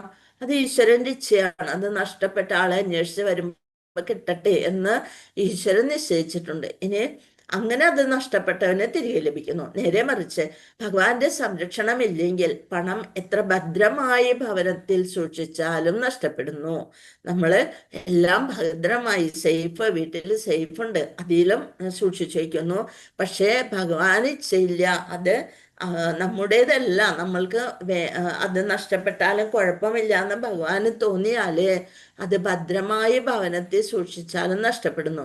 ആരുടെയും സംരക്ഷണമില്ലാതെ കൊടും കാട്ടിലാണെങ്കിൽ പോലും ഒരാൾക്ക് ഭഗവാന്റെ സംരക്ഷണം ലഭിക്കുന്ന പക്ഷം ഒരു കുഴപ്പവും സംഭവിക്കുന്നില്ല. കൊടും കാട് എന്ന് പറഞ്ഞാല് വന്യമൃഗങ്ങള്, ഒരു ബോധവും ഇല്ലാത്ത മൃഗങ്ങള്, ആരെ കിട്ടിയാലോ വിശപ്പടക്കാൻ കാത്തു നിൽക്കുന്ന ക്രൂര മൃഗങ്ങളുള്ള വനത്തിലാണെങ്കിലും ഭക്ഷണം ഒന്നുമില്ലാതെ ഒരാൾക്ക് ഭഗവാന്റെ സംരക്ഷണം ലഭിക്കുന്ന പക്ഷം ഒരു കുഴപ്പവും സംഭവിക്കുന്നില്ല അല്ലെ. ഉദാഹരണത്തിന് മങ്ങാത്തച്ഛന്റെ രൂപത്തിൽ വന്ന് കള്ളന്മാരിൽ നിന്ന് രക്ഷിച്ച ഭഗവാൻ, അതേസമയം വീട്ടിൽ ബന്ധുക്കളുടെ സർവ്വവിധ സംരക്ഷണത്തിലും കഴിയുന്ന ഒരാൾ ചിലപ്പോൾ ആരാലും രക്ഷിക്കാനാകാതെ മരണമടയുന്നു. അപ്പൊ ബന്ധുക്കളുടെ സർവ്വവിധ സംരക്ഷണം, നമുക്ക് പണമുണ്ട്, എല്ലാണ്ട് ബന്ധുബലങ്ങളുണ്ട്, എല്ലാവരും ഉണ്ട്. പക്ഷെ നമ്മൾക്ക് ആ സമയത്ത്, നമ്മുടെ രാത്രി സമയത്തോ എപ്പോഴായാലും എല്ലാവരും ഒന്ന് പുറത്ത് പോയിരിക്കുന്ന സമയത്തോ നമുക്ക് ഒരു അത്യാഹിതം സംഭവിക്കുകയാണെന്നുണ്ടെങ്കിൽ ആരുമില്ലാതെ നമ്മൾ ആ വീട്ടിൽ കിടന്ന് മരണമടയുന്നു എന്നാണ് പറയുന്നത്. ഭാവാർത്ഥം നോക്കാം, അതുകൂടി കഴിഞ്ഞാൽ നമ്മുടെ സമയമാകും അല്ല അല്ലെ. ഹരേ കൃഷ്ണ. ഭഗവാന്റെ സർവേശ്വരത്വത്തിന്റെ ദൃഷ്ടാന്തങ്ങളാണ് ഇവയൊക്കെ. നമ്മളുടെ ചുറ്റും നടക്കുന്നതൊക്കെ ഒന്ന് നല്ല ബുദ്ധിയോടുകൂടി നമുക്കൊന്ന് സ്വയം ചിന്തിച്ചാൽ ഇതെല്ലാം നമുക്ക് മനസ്സിലാക്കാൻ സാധിക്കും. അതിനെന്ത് വേണം? ഇതുപോലുള്ള ശാസ്ത്ര ഗ്രന്ഥങ്ങളിൽ കുറച്ചെങ്കിലും നമുക്കൊരു അറിവ് വേണം, എന്നാലാണ്. അല്ലെങ്കിൽ നമ്മൾ വളരെ എന്താണ്, എല്ലാം ഞാനുണ്ടാക്കിയത്, ഞാൻ എൻ്റേത് എന്ന ആ ചിന്തയിൽ വരുമ്പോൾ നമ്മൾ സങ്കുചിതമാകും. നമ്മൾക്കൊന്നും ആവശ്യമില്ല. സമയമുള്ളപ്പോൾ ഒക്കെ ഒന്ന് അമ്പലത്തിൽ പോകാം, ശരി, ഓക്കെ. അതൊക്കെ കഴിഞ്ഞ് അന്ന് എന്താണ് ഭക്ഷണം ഉണ്ടാക്കാൻ മടി അല്ലെങ്കിൽ എന്തെങ്കിലും ഉണ്ടെങ്കിൽ പോയി ഒന്ന് പ്രസാദം കഴിക്കാം എന്നുള്ള ചിന്തയോടെയൊക്കെ പോയി നമ്മൾ അവിടെ നിന്ന് കുറച്ചു നേരം നിന്ന് പിടിച്ച് വരുമ്പോൾ അങ്ങനെയൊക്കെ നമ്മൾ ചിന്തിച്ചാൽ നമ്മൾക്കൊന്നും ഭഗവാനെ അറിയാൻ സാധിക്കില്ല. പക്ഷേ ഭഗവാന്റെ സർവേശ്വരത്വത്തിന്റെ ദൃഷ്ടാന്തങ്ങൾ നമുക്ക് ചുറ്റിലും സത്സംഗത്തിലൂടെ നമുക്കറിയാൻ പറ്റും. ഇത്രയൊക്കെ ഇതുകൾ സംഭവിച്ചിട്ടും അവരൊക്കെ എത്ര നമ്മൾ നല്ല ഭക്തന്മാരെ കണ്ടാൽ തന്നെ അവരുടെ മുഖകാന്തി നമുക്ക് തിരിച്ചറിയാൻ സാധിക്കും. അവരെ കാണുമ്പോൾ തന്നെ നമുക്കറിയാൻ പറ്റും, അയ്യോ എന്തൊരു ഇതാണ് ആ പ്രഭുവിനെ കാണുമ്പോൾ, അല്ലെ, എന്തൊരു നല്ലൊരു പെരുമാറ്റം, ഒരു പ്രകാശം തന്നെ ഉണ്ടെന്ന്. പക്ഷെ നമ്മൾ ഡെയിലി വന്ന് കണ്ണാടി നോക്കും, നമ്മുടെ തലയ്ക്ക് ചുറ്റും പ്രകാശം വന്നു തുടങ്ങിയോ എന്ന്. അതൊക്കെ വെറുതെയാണ്, അല്ലെ. നമ്മൾ അത്രയൊന്നും ഒന്നും ആയിട്ടില്ല. അപ്പോൾ ഭഗവാന്റെ സർവേശ്വരത്വത്തിന്റെ ദൃഷ്ടാന്തങ്ങളാണ് ഇവയൊക്കെ. സംരക്ഷിക്കാനോ സംഹരിക്കാനോ നാം തയ്യാറാക്കുന്ന പദ്ധതികളൊന്നും നടപ്പിലാകില്ല. നമ്മൾ വിചാരിക്കുകയാണ് ഇന്നതൊക്കെ നടക്കും, അതൊന്നും ഒക്കെ ശരിയായിട്ട് പോകുമെന്ന് വെച്ചാൽ ഭഗവാൻ ഒന്ന് വിചാരിച്ചിട്ടുണ്ടാവും നമ്മൾ പ്രവർത്തിക്കുക, നല്ല മനസ്സോടെ പ്രവർത്തിക്കുന്നതൊക്കെ ഭഗവാൻ സംരക്ഷിക്കും. എന്നാൽ അദ്ദേഹം ചിന്തിക്കുന്നത് എന്തും യാഥാർത്ഥ്യമാകുന്നു. ഇത് സംബന്ധിച്ച് നൽകിയിട്ടുള്ള ഉദാഹരണങ്ങൾ പ്രായോഗികമാണ്. ഇപ്പൊ പരീക്ഷിത് മഹാരാജാവ് അദ്ദേഹം ഇങ്ങനെ ഭഗവാന്റെ ഏറ്റവും വലിയ ഭക്തനാണ്, അല്ലെ. അദ്ദേഹത്തിന് ഇങ്ങനെ നായാട്ടിനൊക്കെ പോയി അങ്ങനെ ദാഹം വരുന്നു, അങ്ങനെയൊക്കെ അതെല്ലാം അടക്കി ശീലിച്ചിട്ടുള്ള ആളാണ് പരീക്ഷിത് മഹാരാജാവ്. രാജർഷിയാണ്. അപ്പൊ അങ്ങനെ ഒരു ബ്രാഹ്മണനെ കാണാനും ആ ബ്രാഹ്മണന്റെ കഴുത്തില് ഇങ്ങനെ പാമ്പ് ഇടാനും ഒന്നും അദ്ദേഹത്തിന് തോന്നേണ്ട കാര്യമില്ല. നമ്മളെപ്പോലുള്ള ഒരാളാണെങ്കിൽ അത് ഓക്കെയാണ്. പക്ഷേ പരീക്ഷിത് മഹാരാജാവിന് അങ്ങനെ ഒരു ബുദ്ധിയിൽ ഭ്രമം വരേണ്ട കാര്യമേ ഇല്ല. പക്ഷെ അദ്ദേഹം അതങ്ങനെ ചെയ്തു. എന്താണ് കാരണം? കലിയുടെ ആഗമനവും അതേപോലെ അദ്ദേഹത്തിന് ഭഗവാന്റെ ഇച്ഛയാല് ഭഗവാൻ അവിടെ അങ്ങനെ തോന്നിപ്പിച്ചു, അങ്ങനെ ചെയ്തു.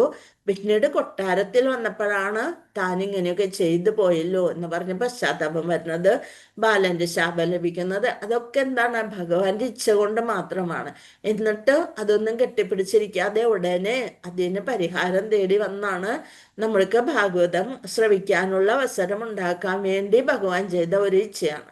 അതുപോലെ എല്ലാവർക്കും ഇപ്പൊ ഭഗവാനാണ് അത് യാഥാർത്ഥ്യമാക്കുന്നതും എല്ലാം ചെയ്യുന്നത്. എല്ലാവർക്കും പ്രായോഗികങ്ങളായ ധാരാളം ഇത്തരം അനുഭവങ്ങളും വ്യക്തമായ ഉദാഹരണങ്ങളുമുണ്ട്.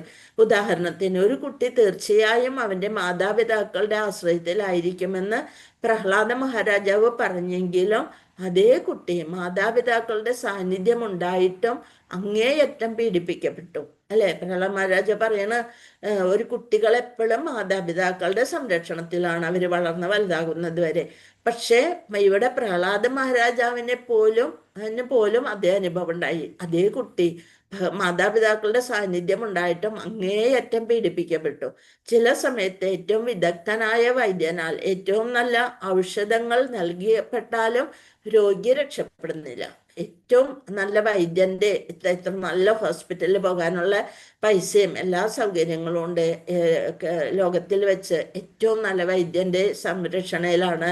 അപ്പൊ അതുകൊണ്ട് അവിടെ പോയാൽ ഒരു കുഴപ്പമില്ല എന്ന് വിചാരിച്ച് നമ്മൾ യൂട്യൂബിലൊക്കെ സെർച്ച് ചെയ്ത് നല്ല നല്ല ഹോസ്പിറ്റലും നല്ല നല്ല ഡോക്ടർമാരെയൊക്കെ നോക്കി നമ്മൾ പോകും. അവിടെ ചെന്ന് നമ്മൾ കുറേ പൈസ എല്ലാം മുടക്കി അതൊക്കെ ചെയ്യും. പക്ഷെ ആ സമയമാകുമ്പോൾ ഏറ്റവും നല്ല ഔഷധങ്ങൾ പോലും ശ്വാസം പോലും ഇതിൻ്റെ യന്ത്രങ്ങളുടെ സഹായത്താൽ നൽകിയാൽ പോലും വേണ്ട, അത് സ്വീകരിക്കാനായിട്ട് ആ ശരീരം തയ്യാറാകാതെ ആകുമ്പോൾ നമ്മൾ മരണത്തിന് കീഴടങ്ങിയേ പറ്റൂ. അതുകൊണ്ട് സർവ്വതും ഭഗവാന്റെ സ്വതന്ത്രേച്ഛയാലാണ് നടക്കുന്നത് എന്നതിനാൽ അദ്ദേഹത്തെ ശരണം പ്രാപിക്കുകയും അദ്ദേഹത്തിന്റെ സംരക്ഷണം നേടുകയും മാത്രമാണ് നമ്മുടെ കർത്തവ്യം. ഹരേ കൃഷ്ണ. അതായത് നമ്മൾ എന്ത് വേണം, ഭഗവാൻ എന്ന് വെച്ച് നമ്മൾ ഒരിടത്തും പോകാതെ ഭഗവാൻ രക്ഷിക്കും എന്ന് പറഞ്ഞിരിക്കുകയല്ല, ഭഗവാനോട് പ്രാർത്ഥിക്കുക, കൃഷ്ണ നമ്മൾ ചെയ്യേണ്ടത് ചെയ്യുന്നു, എല്ലാം ഭഗവാന്റെ ഇച്ഛയാല് നടക്കട്ടെ എന്ന് പ്രാർത്ഥിക്കാൻ മാത്രമേ നമുക്ക് ചെയ്യണം. അതുകൊണ്ടാണ് ഡോക്ടർമാര് അകത്ത് ശസ്ത്രക്രിയ ചെയ്യുന്ന സമയത്ത് അവരകത്ത് പോയിട്ട് വന്ന് പറയും, എല്ലാവരും പ്രാർത്ഥിക്കണേ എന്നൊരു വാക്ക് അവർ പറയും. അവരും ഭഗവാനെ പ്രാർത്ഥിച്ചുകൊണ്ടാണ് കത്തി കയ്യിലെടുക്കുക. അപ്പൊ അതിൽ നിന്ന് തന്നെ മനസ്സിലാവാം, ശാസ്ത്രത്തിൽ ഇത്രയധികം പുരോഗമിച്ച ആ ഡോക്ടർമാര് പോലും, ഏറ്റവും ഉന്നതമായ ആസ്പത്രിയിൽ സേവനം ചെയ്യുന്ന ആ ഡോക്ടർമാര് പോലും പുറത്ത് നിൽക്കുന്നവരോട് ഭഗവാനെ ശരണം പ്രാപിക്കണേ എന്ന് പറയുകയാണ് ചെയ്യണത്. അവരും അത് പ്രാർത്ഥിച്ചുകൊണ്ട്, ഏത് മതത്തിലാണെങ്കിലും അവരവരുടേതായ പ്രാർത്ഥന ഭഗവാൻ അർപ്പിച്ചുകൊണ്ടാണ് അവരുടെ കർത്തവ്യം ചെയ്യുന്നത്. ഹരേ കൃഷ്ണ ഹരേ കൃഷ്ണ കൃഷ്ണ കൃഷ്ണ ഹരേ ഹരേ, ഹരേ രാമ രാമ രാമ ഹരേ ഹരേ. വാഞ്ചാകൽപതരുഭ്യശ്ച കൃപാസിന്ധുഭ്യേവ പതിതാനാം പാവനേഭ്യോ वैष्णवेभ्यो नमो नमः। अनंत कोटि वैष्णव भक्त वृंद की जय, श्रील प्रभुवादि की जय, श्री गुरुदेव की जय, निताय പ്രണാമാനന്ദേ. ഹരി ഹരി ബോൾ. എല്ലാം ഭഗവാന്റെ കാൽക്കല് അർപ്പിച്ചുകൊണ്ട് ഇന്നത്തെ ഒരു ദിവസം നല്ലതാക്കി തീർക്കാം. ഭഗവാനോട് പ്രാർത്ഥിച്ചുകൊണ്ട്